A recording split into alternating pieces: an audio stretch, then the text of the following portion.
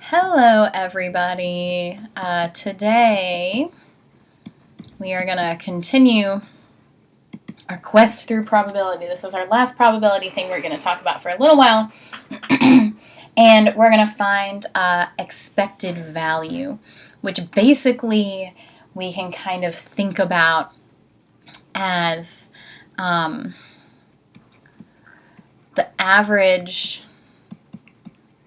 outcome of a random variable. And when we say average outcome, that's really an average that's weighted by the probability.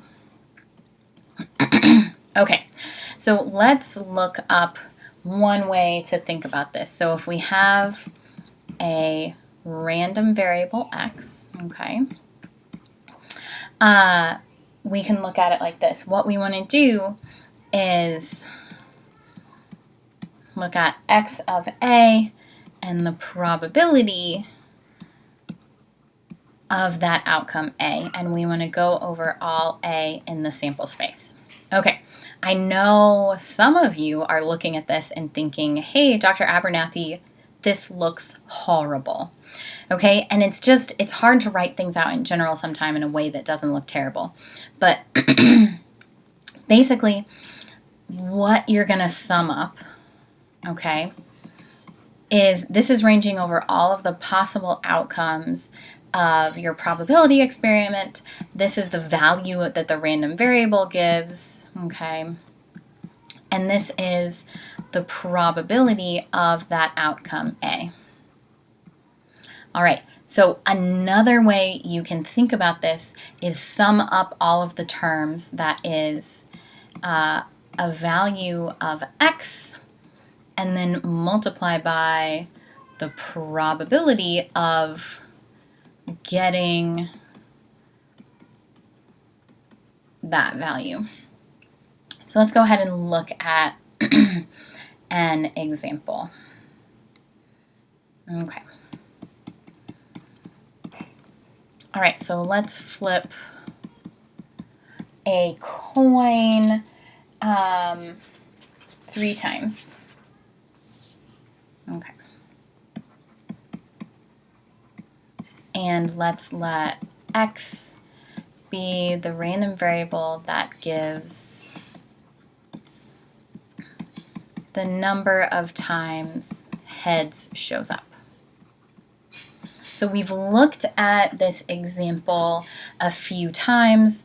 The values of x that we can have no heads, we can have 1 head, 2 heads, or 3 heads. All right, and no heads is all tails, 1 head, heads, tails, tails, tails, heads, tails, tails, tails, heads, 2 heads, heads, heads, tails, heads, tails, heads, tails, heads, heads, and then all 3 heads. All right, so our sample space here is size 8, and right, if we look at our probabilities here, this is 1 outcome out of 8, so that's a probability of 1/8 here. It's a probability of 3/8 here and here, because each of these are 3 outcomes out of 8 give you 1, 3 outcomes out of 8 give you 2, and a probability of 1/8 here. Okay, so what we can do now is compute a weighted average. So when we look at the expected value of x, right, notationally the way we, the rigorous definition is not great, but what we can do is think, okay, let's range over all of the values for x. So I'm going to fill in some blanks here, so if you're writing along with me, leave some space. So I'm going to have a term in my sum for every possible value of my random variable. And then I'm going to multiply that by the probability that I get that value. All right.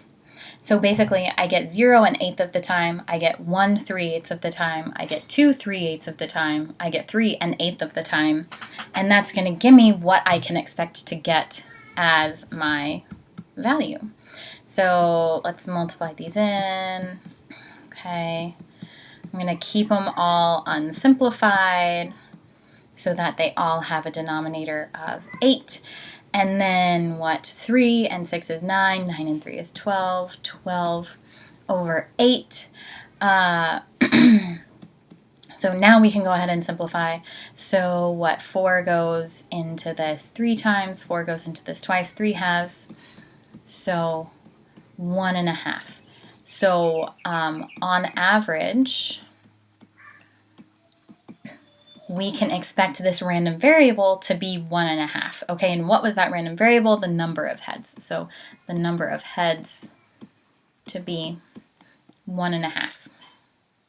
Okay, which kind of makes sense, right? Because it's right smack in the middle. See, like 1.5, right? This value is right here. And it's not an actual value that we can get, but it's a value that we can get when we average stuff. So we go between 0 and 3. Heads and tails are equally likely, so we get right smack in the middle, which kind of makes sense. All right. That is going to be it for this one.